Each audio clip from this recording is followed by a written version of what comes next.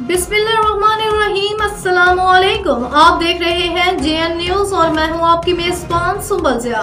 Bulletin का बाकायदा आगाज करते हैं और शामिल करते हैं अब तक की अहम तरीन खबरें। खबर शामिल करते पाक पतन से, जहां पर पाक पतन से ताल्लुक़ रखने वाला फौजी सूबेदार अब्दुल गफूर की नमाज जनाजा अदा कर दी गई। सूबेदार अब्दुल गफूर बलूचिस्तान मूसा फील्ड वाक़े में शहीद हो गया था। फौजी अब्दुल गफूर अपनी फैमिली के साथ बलूचिस्तान से छुट्टी पर वापस अपने शहर पाक पतन शरीफ आ रहे थे। मज़ीद देखते हैं हमारे ब्यूरो चीफ नज़ीर अहमद चौधरी की ये रिपोर्ट।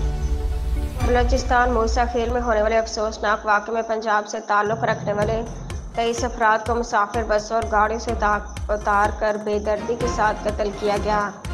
इन अफराद में पाक पतन से ताल्लुक़ रखने वाले फौजी सूबेदार अब्दुल गफूर भी शामिल थे। शहीद का ताल्लुक़ पाक पतन के गांव 107D से था और पाक फौज में सूबेदार के अहदेदार के तैनात थे। शहीद अब्दुल गफूर छुट्टी पर फैमिली के साथ घर वापस आ रहा था। वाक़े में बीवी बच्चे महफूज रहे। शहीद की बेवा का कहना था कि जिस मुसाफिर गाड़ी में हम सवार थे, इस गाड़ी को रोका गया और नाम पुकारा गया कि इस नाम के शख्स नीचे आ जाए।